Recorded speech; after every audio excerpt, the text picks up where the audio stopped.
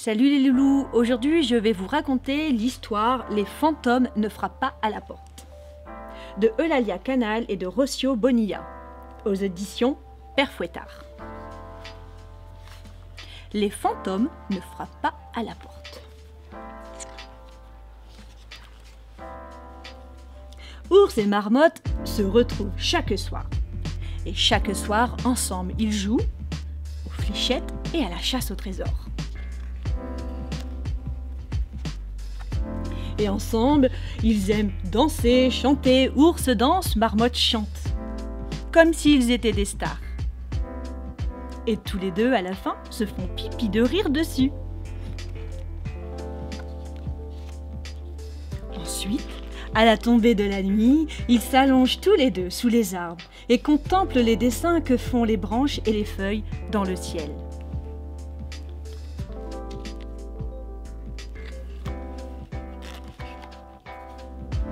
Mais un soir de grand froid, du froid comme la glace, Ours annonce à Marmotte, avec un grand sourire, « Aujourd'hui, Canard va venir jouer avec nous !» Seulement, Marmotte n'aime pas trop Canard. Ni Canard, ni les autres animaux viendraient gâcher les soirées avec Ours.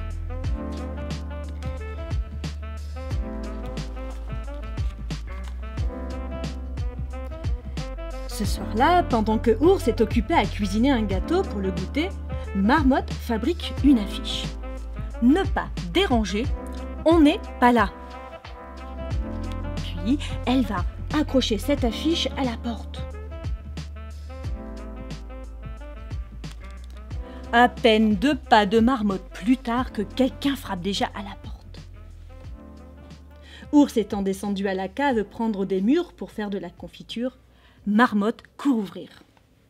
C'est Canard, souriant jusqu'aux oreilles. « Tu ne sais pas lire ?» Lâche Marmotte. « Si, mais j'ai une question, » dit Canard. « Quoi ?» Hein? Comment je pourrais vous déranger si vous n'êtes pas là? Nous sommes là, mais nous ne sommes pas complètement là. En fait, on est des fantômes, lâche Marmotte. Et aussitôt, Marmotte écrit en lettres énormes sur l'affiche « On est des fantômes ». Et elle ferme la porte au bec de Canard. « Canard est arrivé ?» demande Ours depuis la cuisine. « Non, c'était quelqu'un d'autre. C'était un vendeur d'arrosoir. » invente Marmotte. « Un vendeur d'arrosoir ? Comme c'est étrange, pense Ours. »« On fait une partie de fléchettes ?» propose Marmotte. « Je voudrais attendre Canard. Je commence à m'inquiéter et peut-être... Bah, tu sais bien que les canards ne sont pas très malins et en plus, ils sont toujours en retard. Et s'ils s'étaient perdus, s'imagine Ours. « Oh, j'ai faim! Et si on commençait plutôt à manger le gâteau ?» dit Marmotte pour essayer de le distraire. « Oh, peut-être qu'il lui est arrivé quelque chose. »« Je vais partir à la recherche, » propose Ours. « J'y vais !» s'écrie Marmotte en se levant. « Il faudrait pas que tu attrapes un rhume, enfin !» Et d'un pas décidé, Marmotte retourne à la porte et l'ouvre. Mais la referme aussitôt. Ah, il court partout dans la maison avec des yeux exorbités. « Mais qu'est-ce qui t'arrive ?» demande Ours. Essaye d'articuler Marmotte. Un fantôme. Nous voilà bien d'abord un vendeur d'arrosoir et maintenant un fantôme. Je vais voir ce qui se passe. À son tour, Ours ouvre la porte.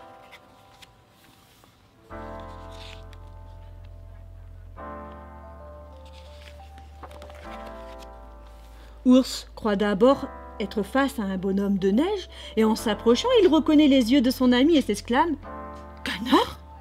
Mais qu'est-ce que tu fais là sans bouger ?»« C'est que j'ai une question, moi.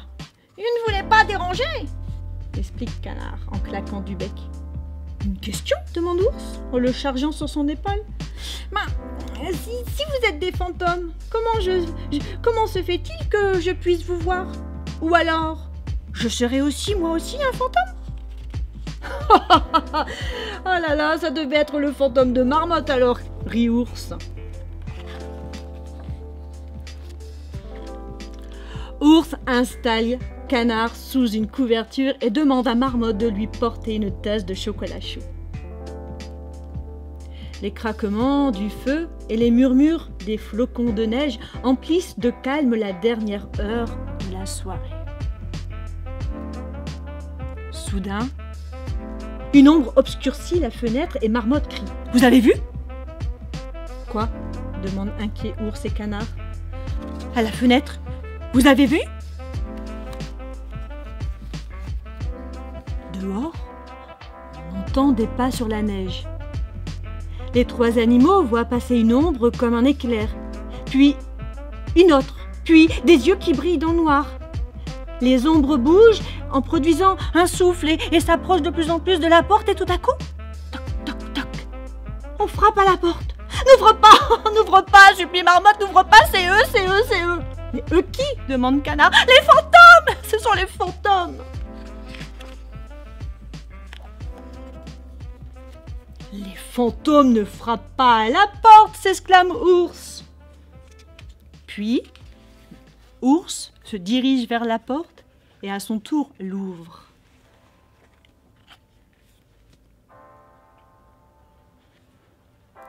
On est venu voir les fantômes, annonce Autruche. Grenouille a vu l'affiche et a prévenu tout le monde dans le bois que chez Ours, il y avait des fantômes. Les animaux qui n'avaient jamais vu le moindre fantôme et qui étaient très curieux se sont tous précipités, la tête la première, pour venir fouiner. Entrez, rit Ours, entrez. Marmotte va vous servir un bon goûter et vous expliquer cette fameuse histoire de fantômes. Et ce soir-là, à la maison d'Ours se remplit d'une bonne bande d'animaux disposés à écouter une incroyable histoire de fantômes.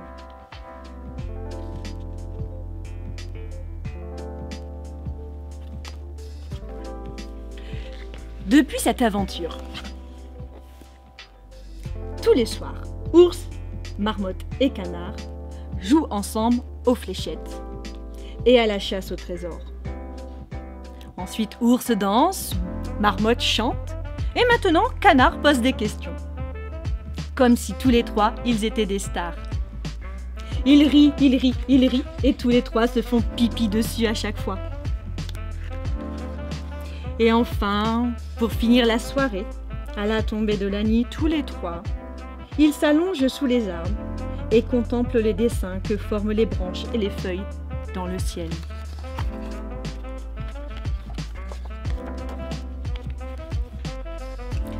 C'était l'histoire de Les fantômes ne frappent pas à la porte. À bientôt pour une autre histoire. Salut!